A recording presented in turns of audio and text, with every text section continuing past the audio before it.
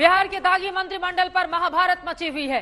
अभी तक तो सिर्फ बीजेपी ही नीतीश सरकार पर निशाना साध रही थी, मगर अब जेडीयू की विधायक ने ही नीतीश की मंत्री पर संगीन इल्जाम लगा दिए हैं।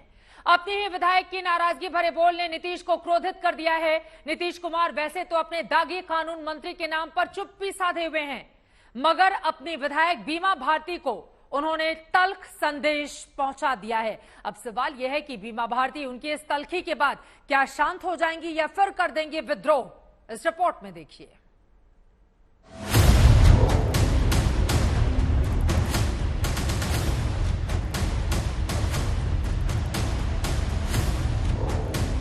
जो इनके विरोध में बोलते हैं उसको मर्डर करवाती है।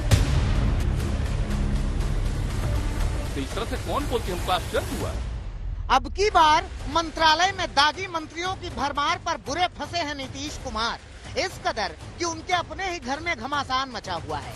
उनकी ही विधायक उनकी ही मंत्री पर संगीन इल्जाम लगा रही हैं। यहाँ से धमधा से विधायक है, बार बार उनको मंत्री बनाता है और इसका दुरुपयोग वह करते हैं। कैसे? अवसर में जो है कि रंगदारी वसूलना, अफसर में धमकाना चमकाना, अफसर सब भी डर जाते हैं। हम लोग को कई बार फोन करते हैं कि मैडम मुख्यमंत्री जी के करीबी है, इसलिए हम लोग को डर लगता है कि क्या महिला है, क्या बोल देगी, क्या कर देगी मुख्यमंत्री जी से कह करके, इसलिए लोग सब दहशत में रहते हैं। जो अपराधी किस्म का है उसको मनोबल बढ़ाते हैं, जो इनके विरोध में बोलते हैं उसको मर्डर करवाते हैं। तो बताइए नीतीश बाबू, ये कैसे माना जाए कि आपको अपहरण के आरोपी और आपके कानून मंत्री कार्तिकेय के बारे में नहीं पता? ये कैसे माना जाए कि आपको चावल घोटाले के आरोपी और आपके कृषि मंत्री सुधाकर सिंह के बारे में नहीं पता? ये कैसे माना जाए कि कारतूस के साथ एयरपोर्ट पर दिल्ली में पकड़े गए आरोपी और आपके शिक्षा मंत्री चंद्रशेखर के बारे में आपको नहीं पता? ये कैसे माना जाए कि हत्या की कोशिश से लेकर बाल यौन शोषण के आरोपी और आपके सहकारिता मंत्री सुरेंद्र यादव के बारे में नहीं पता? कैसे माना जाए? 2 बार बनाए थे, 14 में भी बनाए थे और 19 में भी बनाए थे, और इस बार का कोई मतलब नहीं, उसको भी चुनाव लड़ा। तो इस तरह से बोलना चाहिए, कहीं इसकी गुंजाइश है कि जितने लोग रहेंगे सब के सब लोग बन जाएंगे। 2 बार मौका दिया, आज जब वो पढ़ नहीं पा रही थी तब भी उसको पढ़ाई वढ़ाई सब सिखवाया, उसके बाद 14 में ये सब भूल गए आप लोग। तो इस तरह से कौन बोलती? हमको आश्चर्य हुआ। नीतीश कुमार तिलमिलाए हुए हैं। बीमा भारती की बात उनको बहुत ज्यादा बुरी लगी है, इतनी ज्यादा कि नीतीश को फिर से गुस्सा आया है और वो चेतावनी वाले अंदाज में बीमा भारती के लिए संदेश दे रहे हैं। ये बिल्कुल गलत बात है और लेसी सिंह को जो कुछ भी किया गया वो बिल्कुल ठीक है, आज से नहीं पहले से किया जा रहा है, इसलिए सब पर मत सोचिए। अगर कोई बयान देता है तो पार्टी की तरफ से खूब बढ़िया से पहले तो समझाया जाएगा और पूछताछ किया जाएगा। अगर किसी को इधर उधर का मन है तो अपना सोचे। ये गलत बात है, हम लोगों ने इतना इज्जत दिया है, बनाया, गलत बात है, इस तरह की कोई बात नहीं। काश इतना ही गुस्सा नीतीश कुमार को अपने दागी मंत्रियों पर आता, काश कि इतना ही गुस्सा नीतीश मंत्रिमंडल पर दिखाते। आरोपों की आंधी चली है और नीतीश कंबल ओढ़कर मस्त हैं। कोई भी व्यक्ति को अपने माननीय विधायिका है, माननीय मुख्यमंत्री जी ने उनको पूर्व मंत्री भी रही है, मंत्री परिषद सदस्य भी रही है, निष्ठा भी उनका है माननीय नीतीश कुमार जी के प्रति, समर्पण भी है। तो अब कोई बात हुई है तो इस बात को हम लोग ये तो एक संवाद का माध्यम, उनसे बातचीत करके इसका समाधान निकल जाए। जो इनके विरोध में बोलते हैं उसको मर्डर करवाती है। अपनी विधायक के आरोपों का हल तो निकाल लेंगे हुजूर, मगर उनका क्या जो कागज पत्तर लेकर बैठे हैं? पूरी सरकार के मंत्रियों के अपराध का रिकॉर्ड वाला पन्ना जो दिखाते भी हैं, लहराते भी हैं।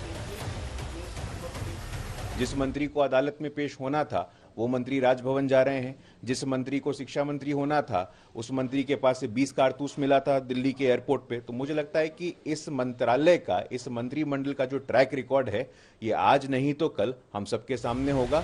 अपने दागी मंत्रिमंडल पर नीतीश कुमार लाख चुप्पी साधे, मगर सवालों से उनका सामना होता रहेगा तब तक जब तक वो कोई एक्शन नहीं लेते। रोहित कुमार सिंह के साथ सुजीत झा, पटना, आज तक। बिहार के मंत्रिमंडल में दागियों की भरमार है और उन पर विवाद भी बेशुमार है, मगर दागियों पर किसी तरह की कार्रवाई करने की बजाय डिप्टी सीएम और मुख्यमंत्री अपने दागियों का बचाव कर रहे हैं। दागियों को ऐसा वरदहस्त मिला है कि वो भी पूरी ठसक के साथ कह रहे हैं कि इस्तीफा नहीं देंगे, जिसको जो आरोप लगाना है लगाता रहे।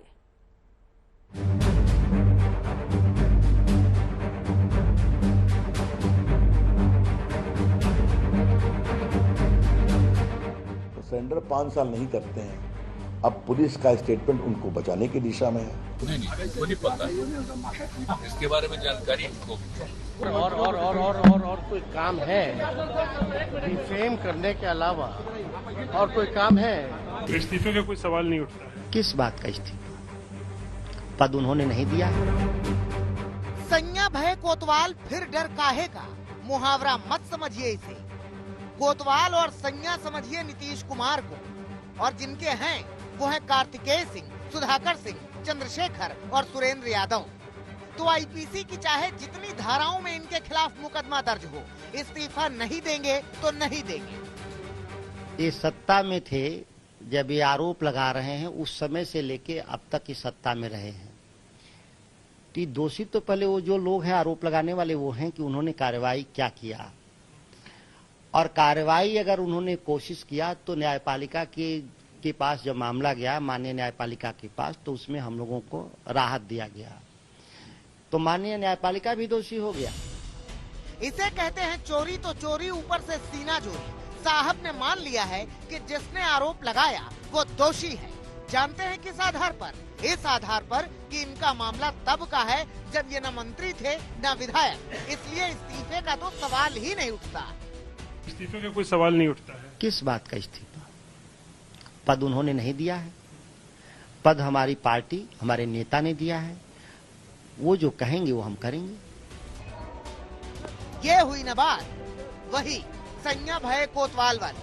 अब जब मुख्यमंत्री को ऐतराज नहीं है, उप मुख्यमंत्री को ऐतराज नहीं है, पार्टी को ऐतराज नहीं है, तो बाकियों के ऐतराज कर लेने से क्या ही हो जाएगा। जो हम लोगों ने संकल्प लिया, मुहर लगाया निर्णय पर 10 लाख के नौकरी और रोजगार को लेकर के, तब से लोग अनकंफर्टेबल हैं। हम लोग तो जनता के लिए काम कर रहे हैं। हमारा इंटेंशन जो है साफ तौर पे क्लियर हो चुका है। और बाकी तो जो मंत्री थे उनका तो वकील वगैरह सब लोग तो बताए। पुलिस इन्वेस्टिगेशन में क्या है, वारंट के बाद जो वारंट जारी हुआ उसके साफ बात जो है कोर्ट का आदेश कि कोई नो कोर्ट एक्शन लिया जाए। ये लोग जो झूठ के जो कुछ मीडिया के लोग जो भाजपा माइंडेड लोग हैं, जो लोग प्रचारित कर रहे हैं उनको करने दीजिए। इससे किसी को कोई फर्क पड़ने वाला है नहीं। लो जी, तेजस्वी यादव ने खुलकर ही कह दिया कि कोई फर्क नहीं पड़ने वाला। मतलब कानून की चिंदियां उड़ाकर नियमों को जूते के तल्ले से रौंदने वाले कार्तिकेय बिहार के कानून मंत्री बने रहेंगे। उन पर आपराधिक मामला हो तो हो, वो नहीं हटने वाले। उन्हें लालू प्रसाद यादव का आशीर्वाद प्राप्त हुआ है। सरकार बनते ही जो सरकार पर हमलावर सुशील मोदी ने कहा है, ये सुशील मोदी का क्या झूठा है? ऐसा कोई मामला है सर? कोई ऐसा मामला नहीं, ऐसा कोई मामला है सर? नहीं, गलत बात। मगर बीजेपी तो आरोपों के तीर चला रही है। तो मतलब जिसको अपहरण किया गया उसने 164 सीआरपीसी मतलब मजिस्ट्रेट के सामने विस्तार से बताया है कि उसके अपहरण और किडनैपिंग में कार्तिकेय सिंह कानून मंत्री की भूमिका थी। अक्का ने विषय उठाया तो पुलिस स्टेटमेंट दे रही है कि जमानती वारंट किया गया था, और जो बाद में दानापुर के एसीजेएम के द्वारा 1 नवंबर तक रोक लगाई गई है। बीजेपी के अपने आरोप हैं, मगर आरजेडी बीजेपी को ही निशाना बना रही है। बीजेपी जुमला पार्टी है, दंगई पार्टी है, कंफ्यूजन क्रिएट करने वाली पार्टी है, पब्लिक में मतभेद करेगी, पब्लिक को डिवाइड करने की कोशिश करती है, और इसी काम में वो लग गई है। सवाल ये है कि आपराधिक छवि वाले मंत्रियों को ढोने की ऐसी क्या मजबूरी है कि नीतीश कुमार टस से मस नहीं हो रहे? ऐसी क्या बेबसी है जो बिहार के हिस्से दागी कानून मंत्री आया है? पूछ रहा है बिहार कि दागी कानून मंत्री कब होंगे गिरफ्तार। रोहित कुमार सिंह के साथ सुजीत झा, पटना, आज तक। और आपने देखा बिहार की स्थिति किस तरह से हर गुजरते दिन के साथ खराब होती हुई चली जा रही है, लेकिन एक खामोशी अजीब सी सरकार के ऊपर छाई हुई है। कहीं अपराध तो कहीं भ्रष्टाचार, जो बताता है कि सिस्टम कितना खोखला हो चुका है। मध्य प्रदेश अब जरा लेकर चलते हैं आपको, जहां के जबलपुर में एक अरबपति आरटीओ मिला, जिसका ऐशो आराम अगर आप देखेंगे छापा मारने पहुंचे अधिकारी भी हैरान रह गए थे और वो तस्वीरें सुबह से ही सोशल मीडिया पर सबसे ज्यादा चर्चा का विषय बनी हुई है। ये रिपोर्ट देखिए।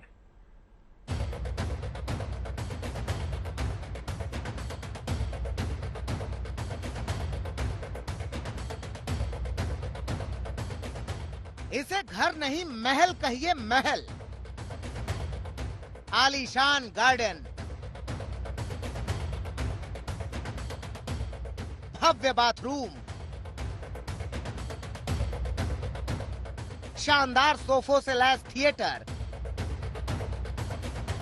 आधुनिक ड्राइंग रूम,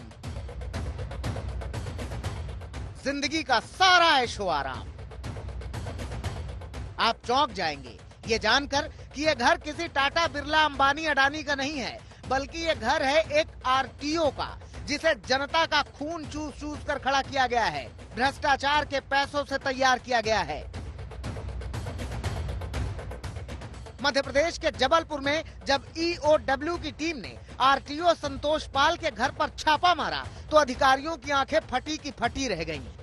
जांच में आया था, जो शिकायत आई थी इसका सत्यापन कराया गया था। उस शिकायत के सत्यापन पर यह पाया गया था कि जो इनके और इनकी पत्नी के आय के अवैध स्रोत हैं, उसकी तुलना में लगभग 650% संपत्ति इनके द्वारा अर्जित की गई है और व्यय किया गया है। उसके आधार पर जो है आय से अधिक संपत्ति का मामला पाए जाने से भ्रष्टाचार निवारण अधिनियम की धाराओं में प्रकरण पंजीबद्ध किया गया और प्रकरण पंजीबद्ध करने के उपरांत इनके निवेश और संपत्तियों की जानकारी को जुटाने के लिए माननीय न्यायालय से सर्च वारंट प्राप्त करके सर्च कार्रवाई कल रात में 3 टीमों के द्वारा अलग अलग स्थानों पर शुरू की गई है, जो मौके पर भी जारी है। ऐसे 1-2 नहीं बल्कि आधा दर्जन मकान संतोष ने जबलपुर के पॉश इलाकों में बना रखे हैं। एक एक बंगले की कीमत करोड़ों में है। पति आरटीओ हैं तो पत्नी उसी दफ्तर में क्लर्क का काम करती हैं। जांच में अब तक संतोष पाल के 5 बड़े बंगलों का पता चला है। इतना ही नहीं, 1.4 एकड़ में फैला एक फार्म हाउस मिला है, 2 लग्जरी कारें और 2 बाइक मिली हैं। वहीं 16 लाख के नकदी और जेवर बरामद हुए हैं। पति पत्नी की कमाई से करीब 650% ज्यादा की संपत्ति का अनुमान लगाया गया है, यानी सैलरी से 6 गुना ज्यादा कमाई, या यूं कहें भ्रष्टाचार। देखिए मेज पर फैले इस कैश को 2000 से लेकर 20 रुपए तक, यानी जहां जहां जैसे पैसा मिला लूटते गए। पति पत्नी पहले भी कई बार विवादों में घिर चुके हैं। उनके जाति प्रमाण पत्र को लेकर भी सवाल उठाए गए थे और आय से अधिक संपत्ति का मामला भी अदालत में चल रहा है।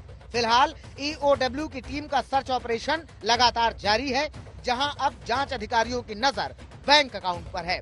जल्द ही इस मामले में और भी कई खुलासे हो सकते हैं। धीरज शाह, जबलपुर, आज तक। आज तक HD, सबसे तेज, सबसे ज्यादा।